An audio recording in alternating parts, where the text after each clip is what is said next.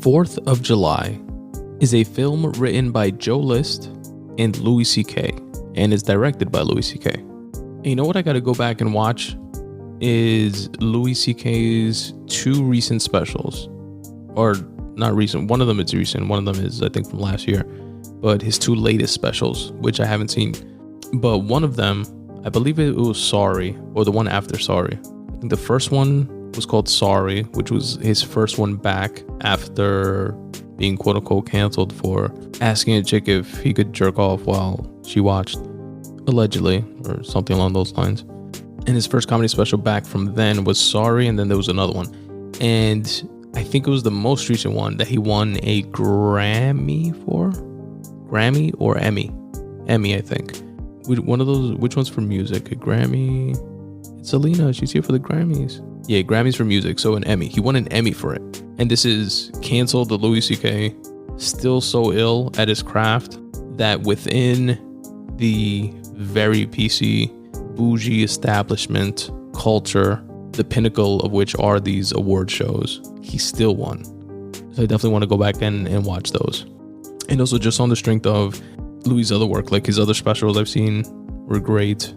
The show Louis was awesome. Horace and Pete, which I want to say I spoke about on the podcast, but it's been so long that I don't remember. And if I didn't, I will in the future because I plan to rewatch it. But I always said that Horace and Pete, which was a miniseries that Louis C.K. wrote and I believe directed as well, was, at least at the time that I saw it, I felt this way. And you know, it's been so long since I've seen it, I don't know if it still holds up, but what I said is that it's the best thing that I've ever seen, whether it be movie, TV show, short, etc. It's the best thing that I've ever seen, the best piece of work that I've ever seen. So if I didn't give my little recap and review and breakdown here in the podcast, when I rewatch it, I definitely owe that to you guys. But anyway, circling back to 4th of July, this is a film. Let me read you the synopsis actually, first of all. It's a recovering alcoholic and jazz pianist from New York City confronts his acerbic family during their annual 4th of July vacation. Acerbic. I like that word. I'm going to have to use that as a word of the week within the Spun Today newsletter that if you do not subscribe to, you should, because you don't know what you're missing, Jack. spuntoday.com/subscribe, where one of the 5 things that you get is a word of the week. And stay tuned for the word acerbic, which will be making its debut on the list. Acerbic means sour or severe, sarcastic or cynical. Interesting. It's definitely fitting to how they depict Joe List's family within this movie. Now, Joe List, for you guys that do not know, I think I've spoken about him before on the podcast. He's a stand-up comedian. He's really funny. He's a podcaster. He has a podcast called Tuesdays with Stories, which he co-hosts with Mark Norman, another one of my favorite comedians right now. He has another podcast which I've seen clips of actually, but I haven't watched or listened to, which is Joe and Renan Talk Movies. But I've definitely heard him. I think, but the first time I ever heard of Joe List was on Ari Shafir's Skeptic Tank podcast. Same for Mark Norman. When Ari did the move from like LA to New York, and then he started like having like all the New York comics like on his podcast. I got put onto a bunch of comedians, and it's dope with Ari's style of podcast, especially because he does what I like to do when I have a guest on, which is a deep dive into the guest and what it is that they do. He has another podcast, which I'm not sure if he still has it going, but Joe List's Mindful Metal Jacket, and he's been on Rogan, of course, etc. He has a special or 2 on YouTube that you guys can check out. I believe he has one on Netflix as well. If it's not a full one, it's one of those like So-and-So Presents, or, you know, when there's like a cast of a bunch of comics doing like 15 minutes or half hour each. I've definitely seen a special or 2 of his on YouTube. This movie, 4th of July, is loosely but very closely based on his life. He is a recovering alcoholic, Joe List.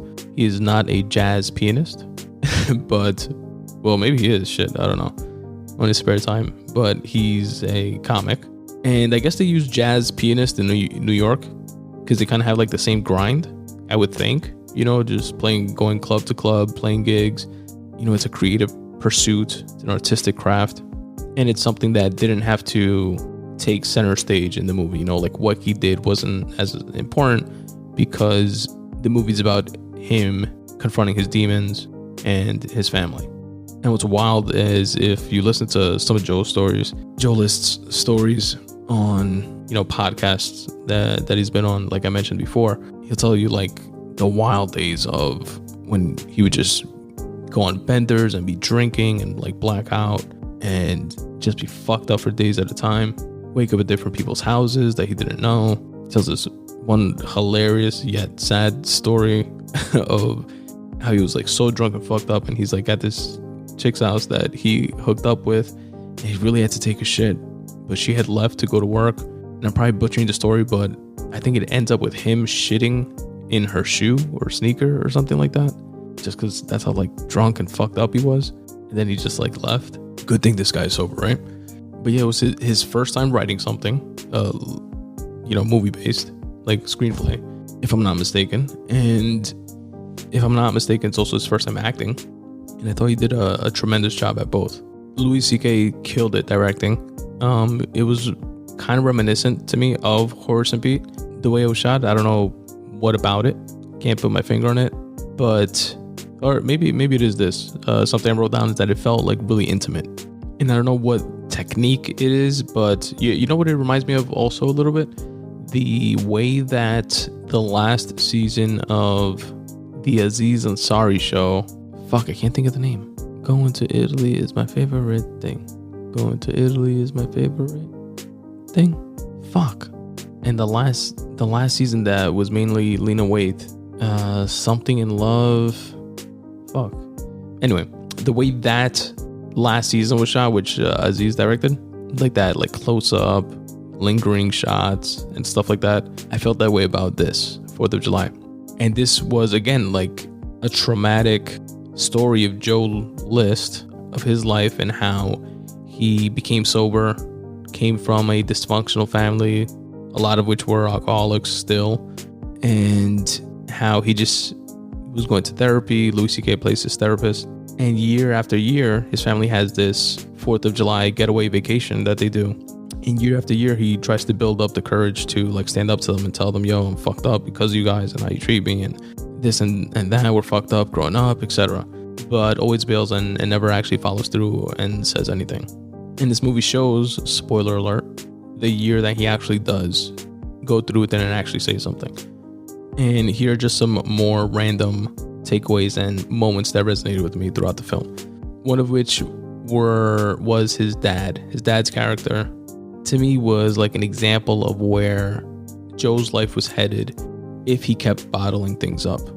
Because his mother was definitely like the matriarch of the family, like the shot caller. And the father was a quiet, pushover type that you felt in each scene that he was in, he was about to say something or wants to say something. He's like bursting on the inside, but then ultimately just goes through that moment that I'm sure we're all familiar with from, different points or times in our lives where we're at that point where we want to say something, then we're just like, fuck it. What's the point?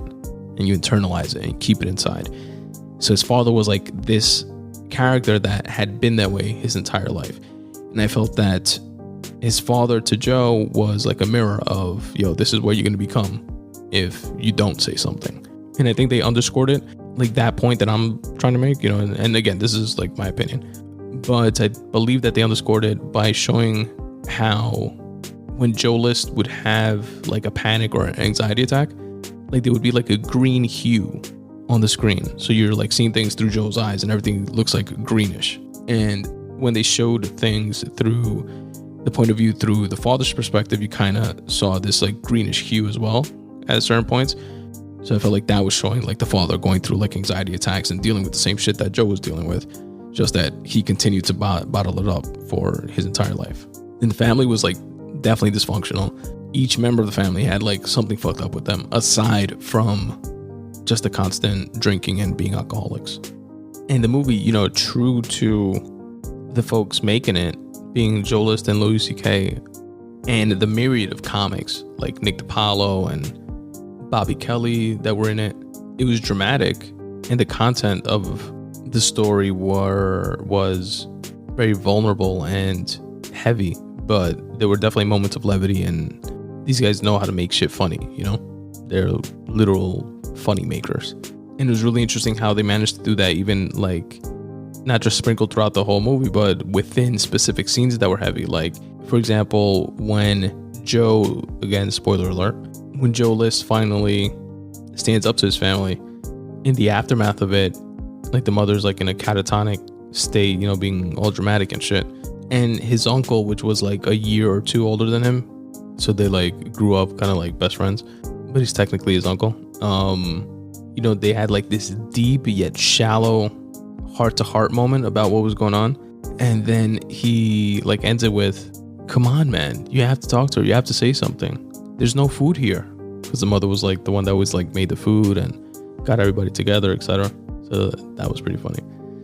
And what was cool is that the dad, there was a scene where I thought, and I guess this was like purposeful, like misdirection or a bit of a red herring here, but there was a scene where the father was going to bed early while everybody was like still up, like extra early, you know, they had just finished eating or something like that, and they would usually like hang out and drink and then go to bed. And he's like having a bit of an anxiety attack. You see that like that greenish hue, but then he's like, he tells the wife, oh, I'm gonna go lay down. She was like, what? You going to bed so early? Why? Are you okay? You feeling all right? He's like, yeah, I'm okay. I'm just going to bed. Then he goes to bed, and you kind of see him like looking around at everybody, and it's like he's like saying his goodbyes. And I was like, oh fuck, he's gonna die. He's gonna like die in his sleep or something, and the movie's gonna take like this dark turn. And that doesn't happen. But what the dad does do is that he finally stands up to the mom in a way, which is probably big for them in the dynamic of their relationship, because you could tell that it was always like a what she said goes, and he just, you know, dealt with shit type of relationship. And he felt so badly about the son, Joe List, you know, blowing up at them and telling them off basically, and like unloading years of like pent up frustration and resentment and just like all his like anxiety and angst and issues like onto them, that the father kind of stood up to the mom by not agreeing with her and telling her that she was wrong, and not doing so in front of everybody, you know, just doing it in the intimacy of their own bedroom. Then you fast forward a bit, and then there's a scene where like the mom is out of her like catatonic state or whatever, and then she actually tells off Joe List like, how dare you, I'm your mother, and you think all these things about me and blah blah blah, and pretty much give like her side to the shit, because there's always, you know, two sides, right? And Joe List kind of like just takes it, but she like half-ass kind of sort of, but not really, apologizes, but just by like acknowledging like the situation. And then they all, you know, go on and continue their weekend, and Joe List thanks his dad. He's on the phone, he's like distracted with something, probably with Bobby Kelly's character, who was hilarious, who was Joe List's sponsee. Like Joe List was his sponsor in AA, and Bobby Kelly would just like show up places like randomly, like on some stalker shit. He was either on the phone with him or with his girl, but he stops to like thank and acknowledge his dad, and just like tells him thank you, because he somehow knew that he had said something to the mother. And then in the end, spoiler alert again, in a scene that I really liked, I really appreciated, he just like went up to his mom while she was setting the table, and he just hugged her, not expecting like a hug in return or anything, but he like hugged her and then just kept it moving, you know? And it showed, because the mom was like this tough love like kind of mother, and was like, oh, what do you want? You crying? You want to feel loved? Whatever. Who puts food on the table for you? Who put a roof over your head all those years? And blah blah blah blah. What do you want, a fucking hug? You know, it's like that type. Because when he initially complained to them, he was complaining about, you know, we don't show each other love and this and that, and all these like touchy-feely emotional like type things, right? So then at the end, it kind of like shows him, and again, this is my opinion, not projecting like that, like those wants and desires of how he wanted his mother to act and like his family to act towards him, but rather just like accepting them for who they are and taking ownership of things and realizing that everything is not happening to him necessarily. People are just being who they are. And he also has a say in how he affects people and situations around him. Like by just, you want a hug? Go up to your mother and you hug her then, if she's not giving you that. You know, like you're part of that dynamic as well, like it or not. And I thought that was a dope full circle moment for Joe List's character. And lastly, I'd say about the movie, definitely check out as well the deleted scenes, which were really good. But the way Joe and Louis broke it down, they were either redundant or they didn't fit the tone of the movie. So they deleted the scenes, but like in and of themselves, like they're pretty cool scenes to see. And when you see them, you're like, yeah, this kind of didn't fit with the movie that I just watched. So it made sense. And it also gave me like an appreciation for editing. Not that I didn't appreciate it before, but it's them describing it that way and me seeing how those scenes didn't match up to the movie that I watched, like just gave me a better understanding of how editing could affect the project. You know how they say in every movie, for every movie that you watch, there was like 3 movies that were made. Like for example, the first movie that was made was the movie that was written on paper. The second movie that was made was the movie that was directed. And the third movie that's made is the movie that gets edited in the editor's bay. Even though it's all the same movie, you know, different intentions, different perspectives, different things happen in each one of those different stages. And lastly, what I really appreciated about the movie as well is that they used a ton of comics to act throughout. And I thought that was really cool. And obviously a testament to Joe List and Louis C.K. both being comics. And that is my little recap and review of the movie 4th of July, which is available now for you all to purchase and stream via louisck.com. I'll link to it in the episode notes so you guys can check it out.